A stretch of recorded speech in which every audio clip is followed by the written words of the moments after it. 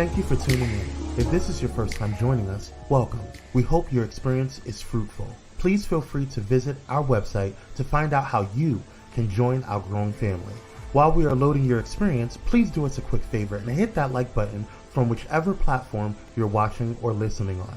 Also, share so others may enjoy as well. And we hope you would consider hitting that subscribe or follow button so you can check out more of our amazing content. All right, let's start the show.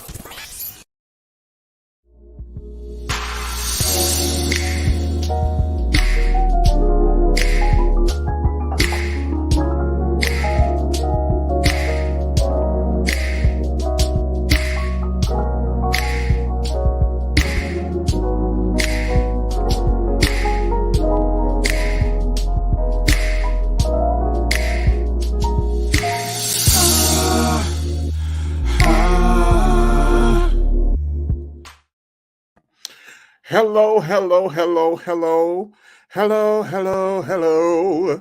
This is your boy, Walt B, and we are here with another week episode of the Walt Bay Connection. Yeah, God. Welcome everyone. Manal, how are you doing tonight? Unmute yourself, boo. Thanks. Appreciate your life. I'm feeling really good. I am sleepy. This weather is trying to get to me. Hey, but my productivity is good. Okay. Like I'm checking some major things off my goal list right now, and I'm feeling really good. You know when you can finally get paid for your work? Oh yes, God. Yeah, checks in the mail. Yes, God. I feel very accomplished. Yes, God. Mm-hmm. You know, speaking of just getting back to ourselves, I am starting to feel like it took some years, Manal. And I'm starting to feel like me again. And not the old religious dusty over, judgmental me. I just feel like me. I feel confident in my skills. And sometimes, and I don't want this to muddy the topic for tonight, but sometimes, you can go through things and you really start questioning yourself to the core. Absolutely. And I'm just so, I don't mean questioning like, is this right? I mean questioning like, am I intelligent enough for this? Am I? As you should. You should? Oh, yes. We got to have that conversation because I'm coming out of that and I'm now confident. Like, okay, no, I got this. I can do this. I'm strong enough. And I'm back to, I feel like I'm back to Walt B. See, but the reason you should question is because you have to get to that point of knowing. If you never question, you can't get to the knowing. All right. Okay. I can get with that. I definitely could. I didn't like the process though. I didn't like the process, but because for me it involved falling flat on my face and failing at several things. But yeah, I'm definitely back to life, back to reality. All right.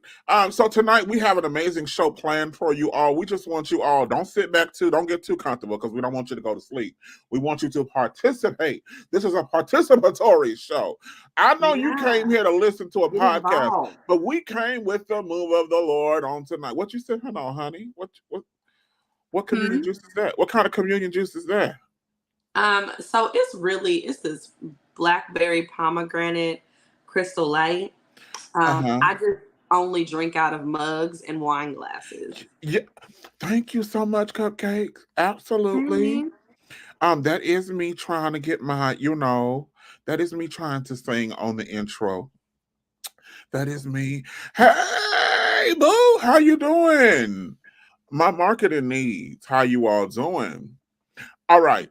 So tonight we are doing our part 2 on discernment. What it is and what it isn't. Okay, what it is and what it isn't.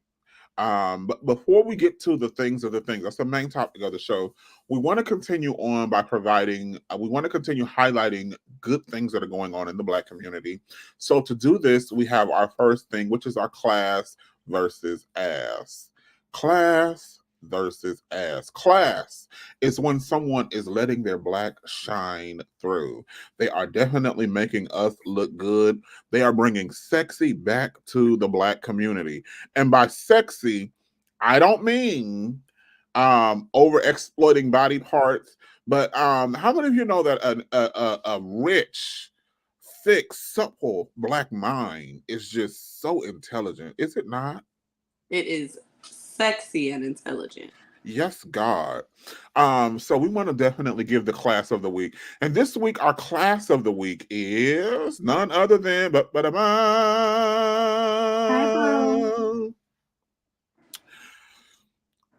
brain fart. I know who she is. She is the congresswoman that set them Republicans all the way together this week. Why is her name escaping me? Oh my God. Oh my God. Oh. I would love to help you, Walter. There it is, Jasmine Crockett. I would love to help you.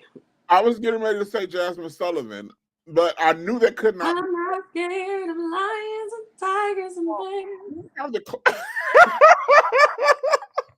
He got his Jasmine skedaddle. I don't know. But this young lady right here, okay, so there's something about the black feminine energy, okay? When people are pussyfooting around and scared to put things out there, and a lot of times don't know how to really get things on track, a black woman, I'm telling you this, I'm a black man and I'm telling you this, a black woman knows how to get in the room and say, listen, this is what we're not gonna do, and this is what needs to be done. And they definitely have what it takes to push culture, push your family forward. Agendas. Get you some black feminine energy around you. And I don't want to muddy up tonight's show because I can go on about this all night.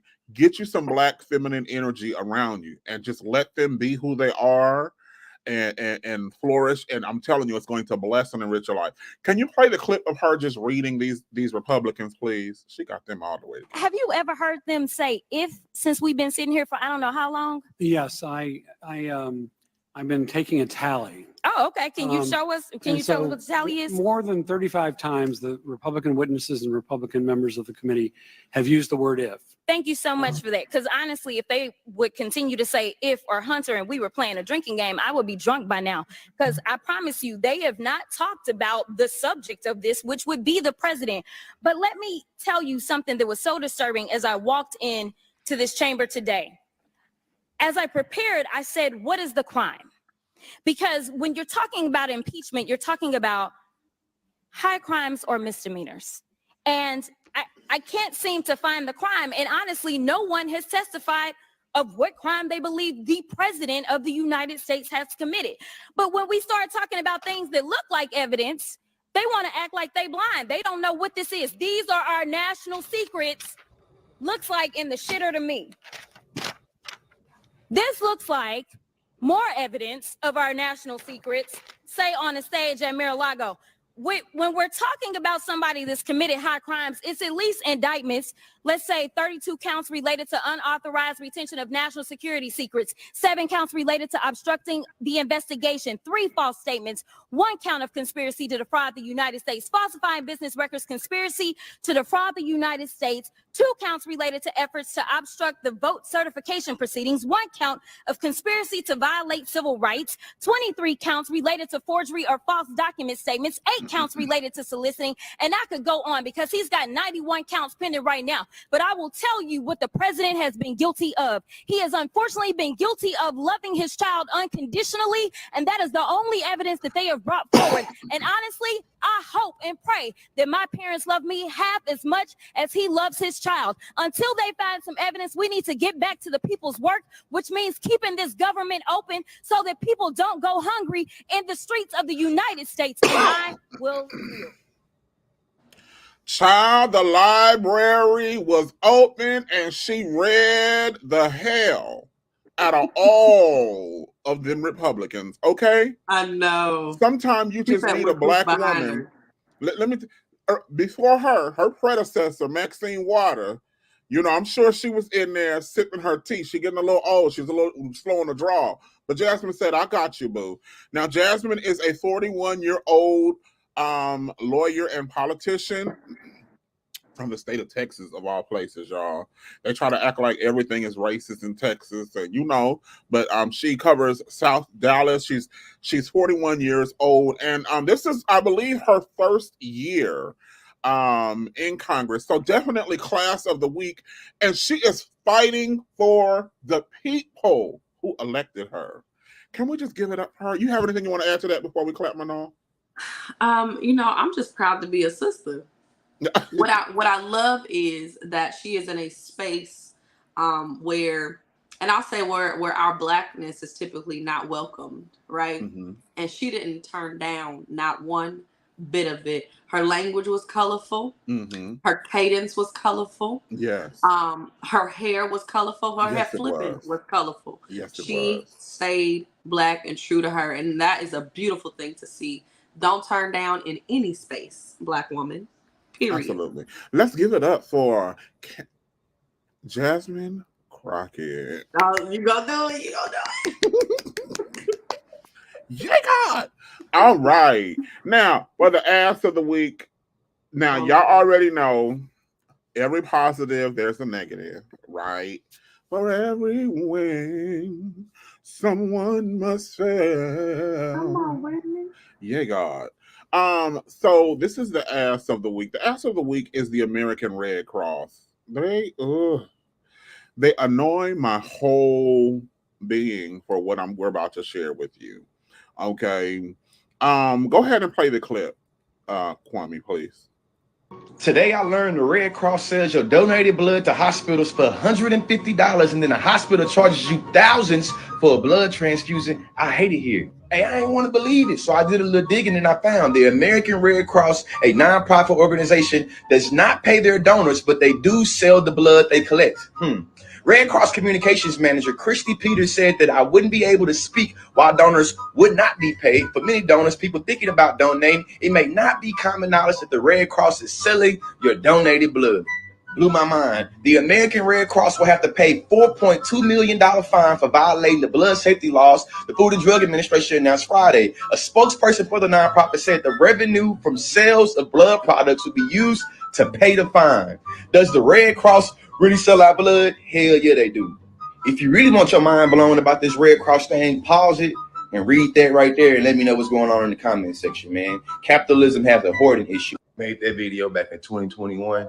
And when I tell y'all folks act like, you know what already? Like, nah, I ain't you know that. No. Wow. So they get the ass of the week because I don't know about you, Manon, but I have unfortunately had loved ones who could have benefited from certain medical services that they could not afford. Okay. Sure. And when you see that these things are taking place, and they can obviously offer it at a lower rate. And of course, what I'm talking about is people going to the hospital. We'll get on Red Cross in a minute, but here you are charging people thousands upon thousands of dollars for these medical procedures that really only cost you a couple $100. It's just really just greediness that gets on my nerves. And Red Cross, you are an ass because you have a lot of hard-working Americans donating their blood to the Red Cross, thinking they're doing a noble thing, and you're turning around and profiting off of their nobility. What are your thoughts on this, Manal? Well, I know a lot of people. Hey, I know let me not say a lot of people, but I know quite a few people that they make some extra ends meet by donating plasma. And they get paid for this. So I know that a company like Red Cross that has been around for years, I don't know how long they've been around. That's some research. Mm-hmm. Probably just do that real quick. But they've been around long enough to establish a system where they can pay the people who donate blood, period. Mm-hmm. But at the end of the day, they just want to be a business. And so I agree with him that capitalism is running the show. And so one of the things that I think is important to remember is you may be feeling like you are doing something for a good cause, and that's of course what they want you to think. That's what they want you to Right. believe. That's what they're But if playing we on. don't Right. start to challenge this medical system, we all gonna keep losing, and the people that are winning at the top are going to continue to make the money off of our losing. Absolutely. Absolutely. So you are the ass of the week. Right. Uncle Kyrie from Candid Conversation says the Red Cross are some crooks. I wouldn't give them monopoly money. I wouldn't either. I wouldn't either. Absolutely. So learning this was really I didn't know this before I came across this video. And so I just wanted to share this with you all. So that we, you learn, you learn, so you teach someone else. Maybe someone watching was not aware. Awareness. So yeah. All right, moving right along. We're gonna take a quick Favorite. peek into pop culture. There was a conversation that happened this week between two, I believe, I'm going to call them iconic young ladies. Beautiful Chocolate. Oh my God. Just look at that screen right there. Just beauty. Do you see it? Because Oh, I I see see it. it. I definitely see it. The beauty that resides on this screen. These are two intelligent young ladies. The one you Don't they look like younger versions of Angela Bassett and Cicely Tyson? Absolutely. Absolutely. If I was one who believed in reincarnation in that facet, I definitely would think Oh this my was a God. second coming. Yes. What's love Okay. got to do with it? All right. Um but these two young ladies, Kiki Palmer, I almost said Kiki Wyatt, Lord. What am I doing tonight? This A is what tiny happens. dream. Other person. This is what happens when you don't eat lunch at work. But Your blood Kiki sugar low. Palmer. You gotta test it out. You gotta Right. test it out. No, I'm sweetened. No, I'm just, let me quit. All right. Kiki Palmer and Janelle Monáe sat down and had a conversation. During their conversation, they began to address their sexuality. First thing they were stating is that it's their sexuality and they don't have to tell everybody who they like to have sex with. And I 100% agree with them on that. That is your business. And should you choose to, you can tell everybody. Should you choose to keep it private, you can do that as well. Absolutely. But they, much like myself, because I have something to share with you all. Okay. I'm gay. Much like myself, they have chose to share the facets of their sexuality with the public, and they kind of got into an interesting thing here that I wanted to kind of just highlight tonight. Can you play the clip, sir? Yes, yes, I'm gay. Mm-hmm. How you're going to hell, and people you suppress that part of you. Like I knew when I was a young when I was little that I was attracted to girls. I knew that, and I think I knew that, oh, this is not, my culture does not accept this. You bury it. So I buried so much of myself. I spent years burying myself, burying my sexuality, burying my sensuality. It was always like, if you show your boobs too much, at work, you're not going to be taken seriously, or you can't show skin when you go to church. It'll be distracting. You have insecure people. You have people who, again, want you to assimilate, and you grow up having to unlearn those things. And I spent a good amount of time doing that. Yeah. Absolutely. Yes. Yes, Dr. Holt. I know. I am homosexual. I am a homosexual. I like the sex of the men's. So during this conversation, they brought up some things that we can highlight, and we're going to move through this very quickly because I really want to get to our main topic tonight.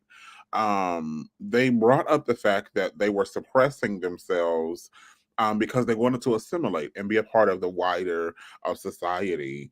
And in doing so, they if you listen to them, they were suppressing a part of who they were or who they are as a person. And they had good reasons. So, this is something they definitely thought through, but they've definitely come to the place where they feel like they can show up as a whole person. What are your thoughts when you hear this, Manal?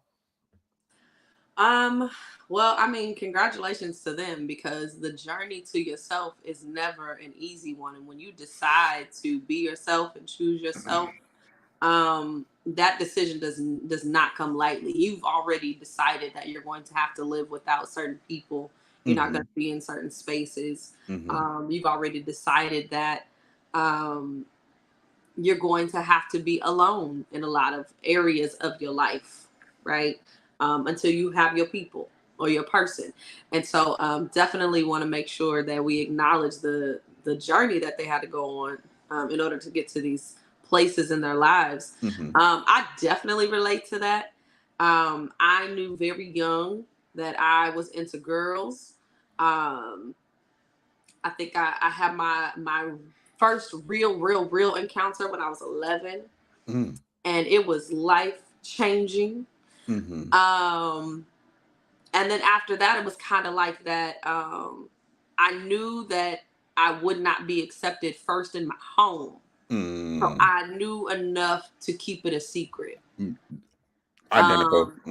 And so whatever you don't embrace, eventually it puts you in this box just in life. Like you're never going into any space, you're never going into any venture in life, you're never going into anything a whole person. You are not, because you're concerned that somebody gonna find out or somebody gonna smell it on you, or you're gonna look at the girl across the room too long, and then your mama gonna smack you, like whatever it is, you can never just be free and be relaxed. And so I think one of the most happiest days I've had was when I was able to walk down the street with my girlfriend and hold hands and not even give a damn. Let's go.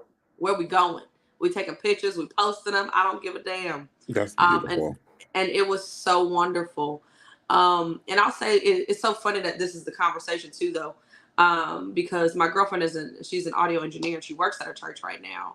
And going into that job, her and I were both like, I don't know, it's a church. But it's white church, right? We all know what white church is, so I can right. So it's white church. So we like, maybe it'll be a little bit better. The pastor was really excited to have her there. And lo and behold, he's doing an entire series about how to embody the Spirit of God. And the topic this past Sunday was about homosexuality. And he was like, y'all need to fix that. I love it. Y'all need to work on that. If we're going to embody God, if we're going to embody Christ, if we're going to embody love, you have to spread it to everybody and make room for these. I absolutely love it. And so it was beautiful, but it was also heartbreaking because I'm a part of Black church. Yeah. Black church is so far from that message. Absolutely. And so I would say progress is being made. There are spaces that are being created, but it's going to take people like Kiki and people like Janelle and myself and you to continue to say, I'm here, I ain't going nowhere, and I ain't turning it off. Correct. So absolutely. Let's hear it for them. Inspire on YouTube says, I do believe in appropriate dress for appropriate context. And I do too. I want to go on record saying I do too. I don't think you should be at the kindergarten graduation with your ass out. I totally agree with you there. If you are leading worship, we would prefer you not be up there with your titties out and your nipples, or even if you're a guy. Actually, I wouldn't mind you showing everything. We have to be fair and equal, sir. If I can't show my nipples, neither can you. Okay? I wouldn't mind that. As a matter of fact, that might pull me into the spirit a little quicker. Wrong spirit, wrong spirit. No, but if you are in front of people, of course, I believe in appropriate dress for appropriate situation. But even with appropriate dress, you know, I've been told men don't wear pink. Yeah. I've showed up to sing at events, and I've showed up in pink and had to go on in white because I'm not at the place where I can turn down my coin yet. You know, I still got to get my coin.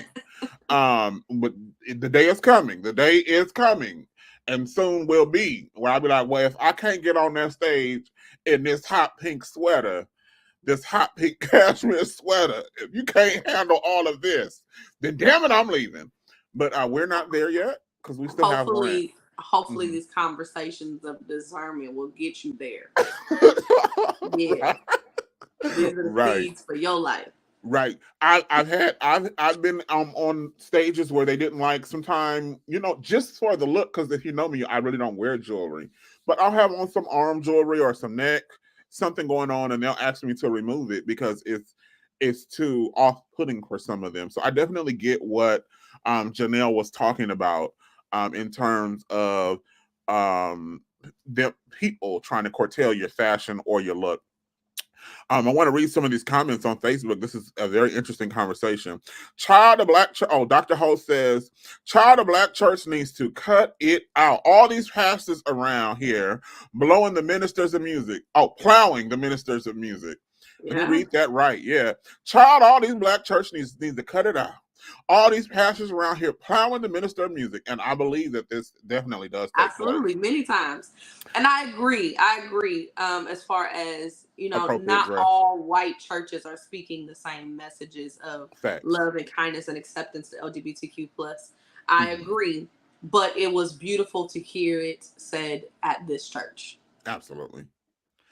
Absolutely. All right. So moving right along, we're going to get into, we're going to take a commercial break, and then we're going to get into the things of the things. The things of the thing tonight is we're going to continue our conversation about discernment, what it is and what it is not. We want you to be able to, the purpose of this conversation is to empower you to make a tough call. Sometimes a tough call is, I need to separate myself. I need to get out of here. This is dangerous. This is toxic. This is not where I need to be. We want you to be able to make that call and be at peace with it. Anything you want to add before the commercial break, Manal? Oh, no, I'm saving all my love for after the commercial break. Praise the Lord. There you have it. Evangelist Bay just blessed us with the melody from heaven. Go ahead and take us away from our commercial break. Kwame!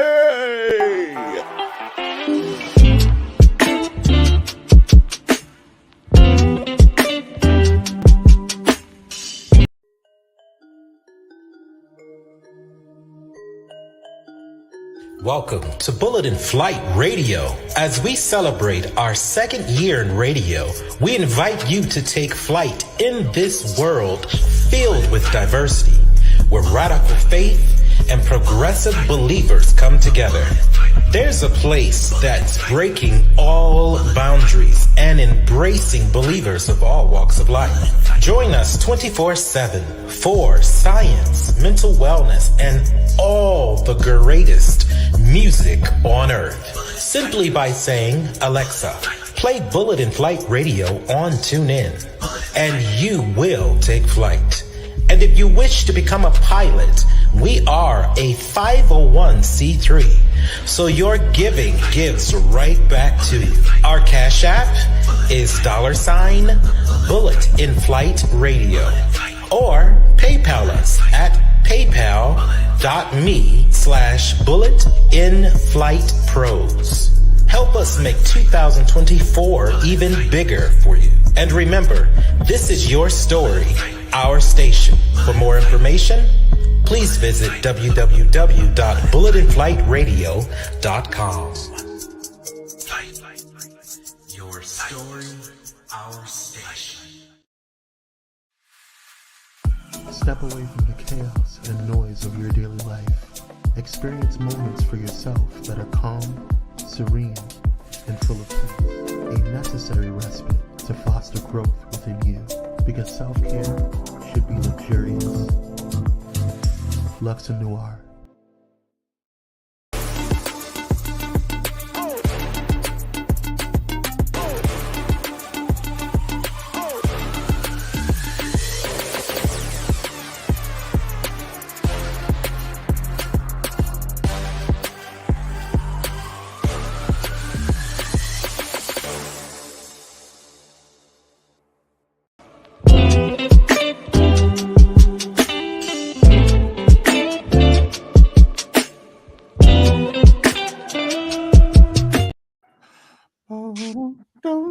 I love that intro. I do. It's a All good right. point. Well, we are back and we're getting ready to talk about discernment. What it is and what it is not. Now, Manal, you said you were saving all your love for us for after the commercial break. What is the first thing you'd like to start this week's conversation off about discernment? So, where I want to start with where I got my foundational belief about discernment. I think that's Okay. important. I do not consider myself to be a Christian. Very clearly, if you read the history of Christian, it was a derogatory term applied to those who followed Christ. It was never supposed to be an entire religion. So, historically, that don't make sense. Then on top of that, when you talk about Christianity, it's supposed to be surrounding the life of Jesus Christ and Jesus's example. Jesus didn't get down with religion. That's the whole premise of his existence. His existence was powered outside of a religious context. And so when I was that little girl who reading the Bible from cover to cover and going to Sunday school and asking questions, people did not make sense because their words wasn't aligning with what I was reading in the Bible. And so very early on, I decided Christianity, not my thing, but Jesus is dope. Okay. Like that dude. So when I look at Jesus's life in the Bible, what I see is, and where we left off at last week was me encouraging everyone to turn inward, turn off the voices that are around them, silence those things, find some space to be alone and connect with the spirit inside yourself. Now, to a lot of people, that sounds like witchcraft. A lot of it sounds like it sounds as though I'm telling people to serve a different God, right? Right. To some people. To some people. Right. But that's exactly what Jesus did. It's exactly what he did. At 12 years old, what did he start doing? He disconnected himself from his family. He then went to the church and started to challenge what it was that they were doing and saying. And in that challenging, he was able to strengthen himself, his knowledge, his understanding, and what he learned from God directly, his true father, as he referred to it. And then you see his life unfold, right? He is isolated for a large period of his life. And then when it's time for him to emerge as a solid individual, God directs him to go hook up with some friends that are outside of the church. Right. And I'm not saying to go find you a hook and call them your best friend, and now they are the ones who are supposed to strengthen your existence. Right. But the reality is that because Jesus had the space to become a solid individual, his discernment was on point and unmatched. And so he was very clear about who he needed in his circle for whatever purpose. And it did not look like what the church would even craft today in 2023. And if Jesus was present in 2023, most church folk wouldn't do Jesus. Right. I totally agree. And so when I think about discernment, I think about the process that God took Jesus through. And I feel like in a lot of ways I've allowed that same process to exist in my life. Okay. So when I think of discernment, I think of it as that one spirit source between you and God that, if you give it room, can be louder than anything else, and it guides you along the path that you are supposed to live. Okay. And so just to be clear, so what I hear you saying is discernment is more about a connection with God than a connection with a denomination or a set of rules that have been laid out, laid out before you. Is that Absolutely. Okay. Absolutely. Because one of the other scriptures that I love is when God said he'll take the foolish things of the world to confound the wise. And so once you think that you figure God out, and once you think that there is a formula that you can now duplicate, God says, not so.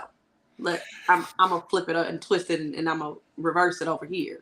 Look at us discerning the scripture. I feel so saved. Can I say hold on tonight? Yes. Shut up. All right. So this is important. This is important. I oftentimes have said in the past, and here more so recently, that my journey with discernment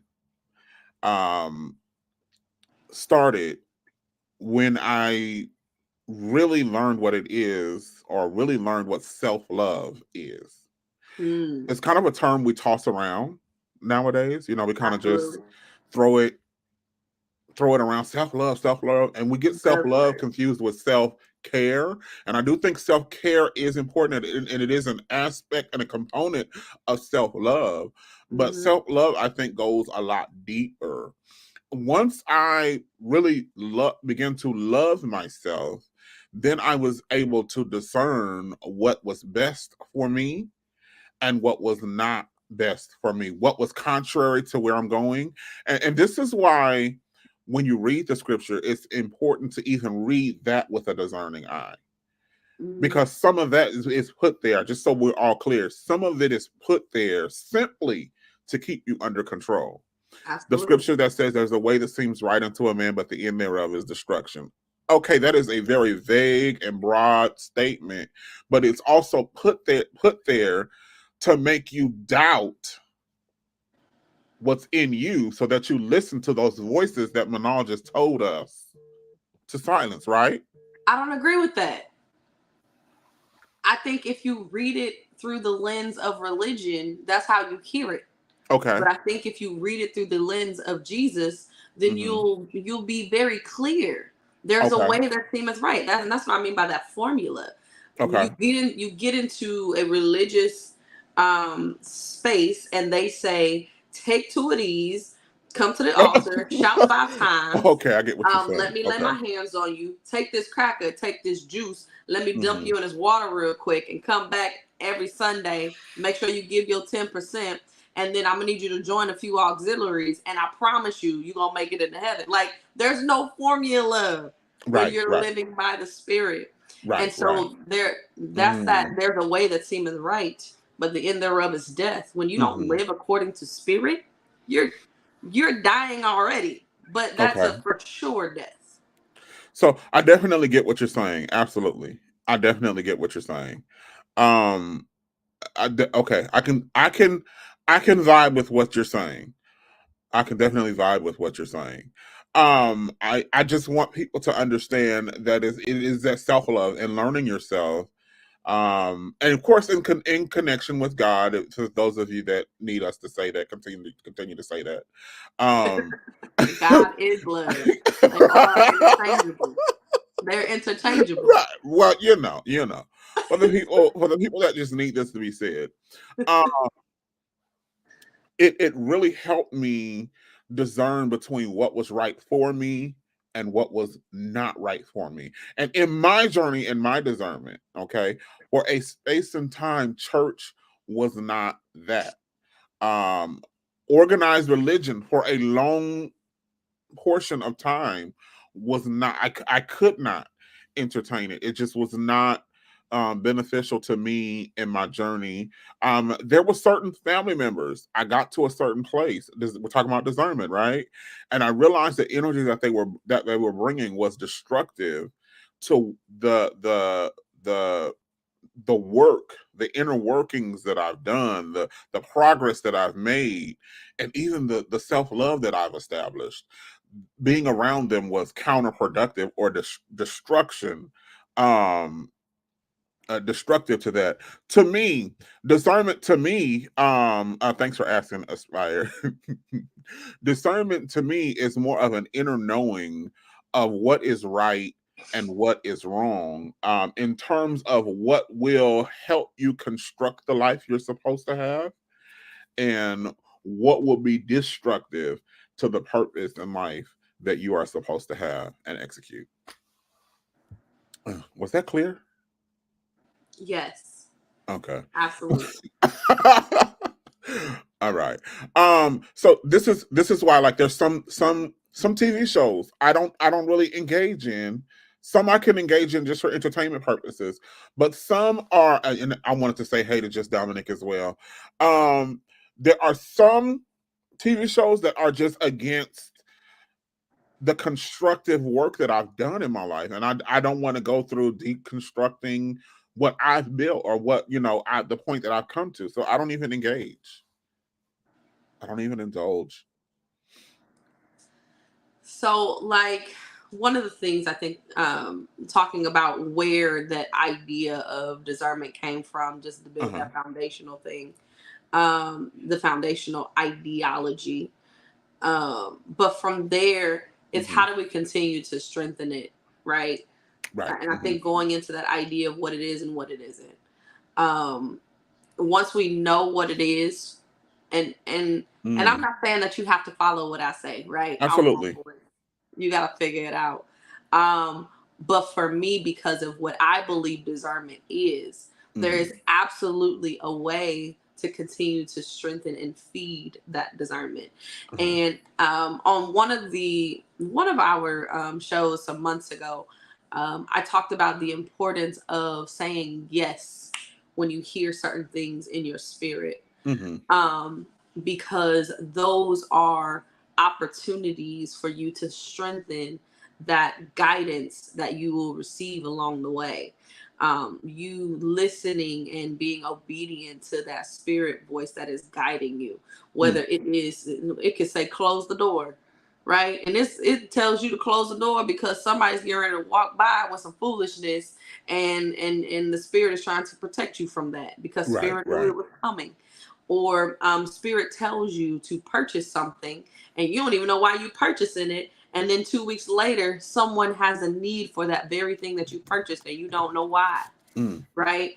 Or the spirit tells you to go outside and just go for a walk, and then lo and behold you bump into a friend that you've been looking for and worried about. Right. And so saying yes to that guiding force that you hear on a day-to-day basis is going to strengthen that discernment to where you can get to the point where you can start saying, like, Walter, I'm sorry, if I can't, not even I'm sorry, but you're bad if you invite me to come into your space to do something and you want to edit me on my way to get there, or once I get there, you're bad, you are not my people. And you know that another opportunity is going to come. Right. So you can shut that one down. Right. Right. And so that discernment helps you to make those bigger decisions as you grow in spirit. So I like this to connect this with last week, because what you're saying is so on point. Last week we talked about the young man whose nanny violated him and the mother was just sitting over there oblivious. Absolutely. Can you play that clip real quick, Kwame? Yeah. You do not want to be in this chair. I cannot stress it enough. The little boy. That little boy. Is spirit synonymous with God, Aspire says? Yes, I believe so. So yes. Last week there was, and I do apologize, that was my fumble this week. So they don't have the clip from last week. But last week there was a live-in nanny who was living with a family, and she SA'd, because we're where we are. She SA'd took advantage of their 11-year-old child, got pregnant, had the kid, and had the kid going around lying about it for a second, right? The mother is oblivious. The child finally comes, after a few years, the child finally comes clean with the parent. And the parent is like, no, that's not a thing. And then they go take the test, and the mother finds out this is the case. And now the nanny is in jail for some years, and the young man now has custody, or the young man and the mother now have custody of his child. What you're saying is so important, because I believe had she been connected in a way that you're saying, she would have been able to see what was going on in her house. Now, I'm not saying verbatim she would have seen everything, but she would have known something was not right, which could have set off the alarm. So some questions could have been starting to be asked. Am I right? Can maybe you give us some insight right there, Manal? No, absolutely. And this is just, again, going back into scripture. There were moments when again, when I look at spirit, when I look at discernment, God, spirit, I look at it like there are no rules. Absolutely.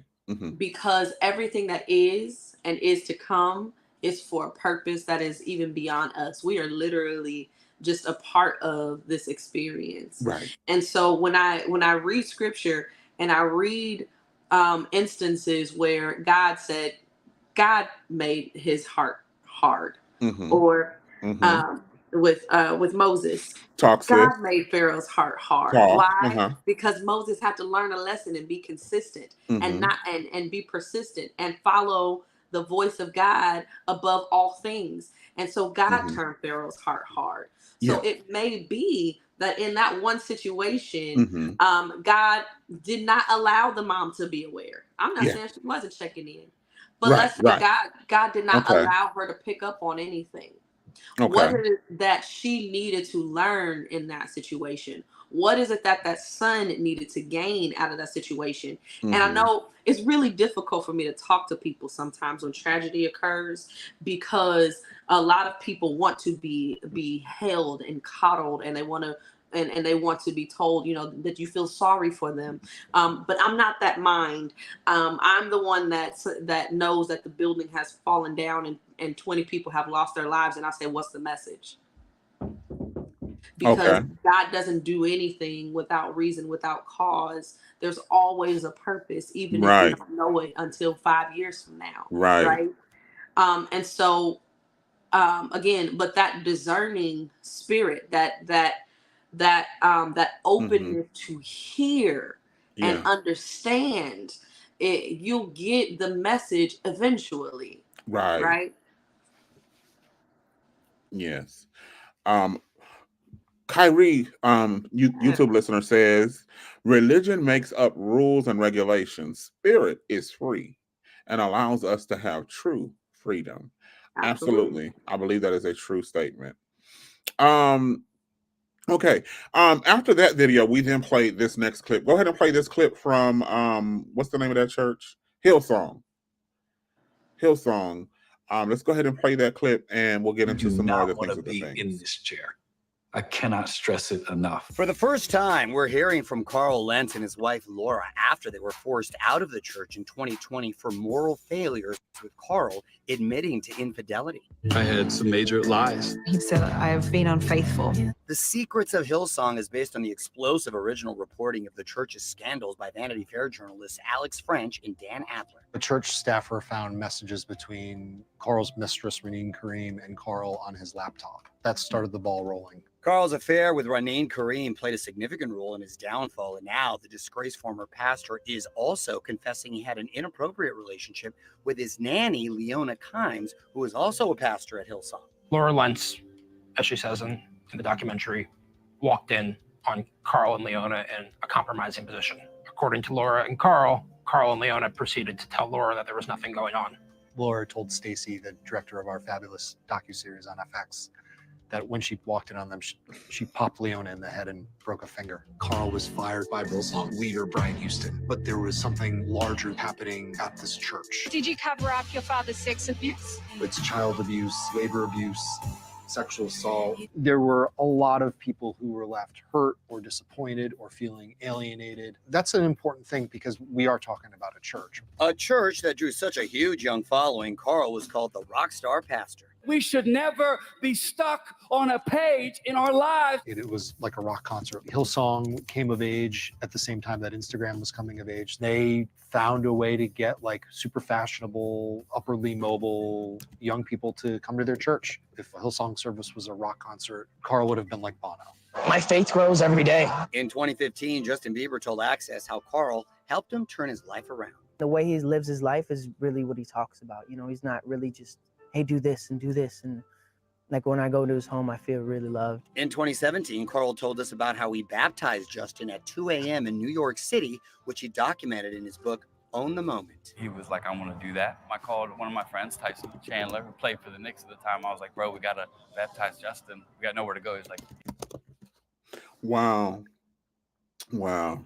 He really mentored Justin Bieber and taught him how to sling that P.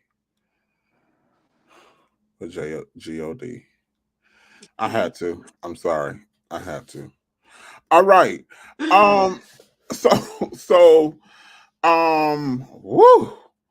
Help us unpack this one all. Woo.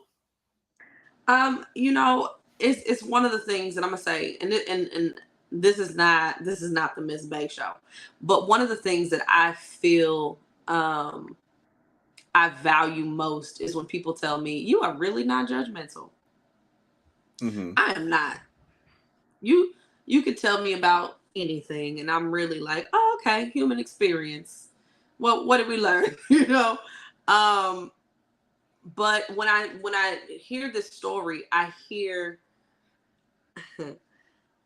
human beings having human experiences and having to be exposed because they're not living honestly, right? Okay. Mm-hmm. So one of the things that I feel like discernment does is it allows you to live out loud.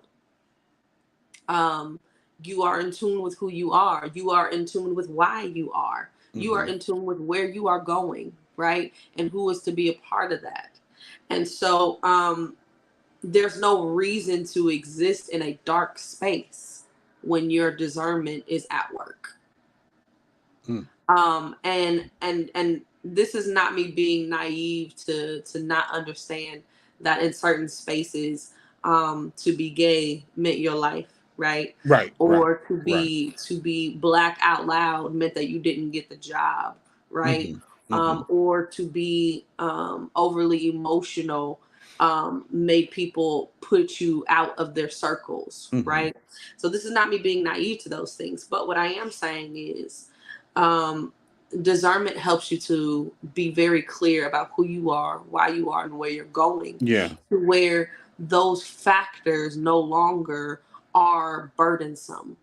And the discernment allows you to be out in the open and upfront. Mm-hmm. You know, he may have wanted to divorce his wife. Mm-hmm. Mm-hmm. Mm-hmm. He may have wanted 2 wives. Talk about it. Look, this Christianity thing is all right, but I think I'm gonna switch to the Mormon sector because I need 4 of y'all. You know, like how could he have been truthful and honest and ethical? With yes, his desires mm-hmm. to create the life that he feels was best for him. And so, to me, again, this goes back to my idea that when you follow Jesus and Jesus's example and live outside of a religious context, you can go hang out with the prostitute and let her wash your feet and then say fuck you to anybody that has anything to say about it because it happened. And then what? you know. And Mhm. so there's just like Uncle Kai said, there's a freedom that comes with spirituality, and you get to live unapologetically. Now, we're not just going to go slash people tires and Of course. shooting them in the street because they didn't piss us off. None of that, because spirit helps you to protect others. Right. Right. And so it is sad what happened to Hillsong, but again, it's another example as to why you as an individual need to work on your discernment and live a life that's open and honest, and create spaces for other people to do the same, and love on those that are still growing into that freedom. Absolutely. This conversation has been enriching. There's so much more that could be said for those of you that are listening. So much more that could be said. You may have things that you want to add. We definitely want you to come back. Add them in the comment section. Keep the conversation going. And above all, share this video. This is the conversation starter, so that you can now have the conversation with your circle of influence. But we do have to end it tonight. Now, next week we won't be airing because next week is Indigenous People Day, and we definitely want to celebrate with our Indigenous brothers and sisters. Manal, how can the people find you on social media? Yeah, comment, push the button. And yep, Instagram, proud_Manal Smiles. YouTube, you can find me under Bay Windows, and on Facebook, you can find me under Manal Bay. Y'all, no cultural appropriation out there, but do celebrate. Okay. Right. Absolutely. And of course you can connect and contact me on our social media, Walt B Connection. I am there. I definitely want to connect with you. I want to speak with you. I want to interact with you. Hit me up. So we can have these conversations. Like you're rough, huh? I do now. Don't get me started. But anyway, we definitely do love, appreciate, and thank each of you for showing up on tonight. And we will see you the week after next. Until then, be blessed.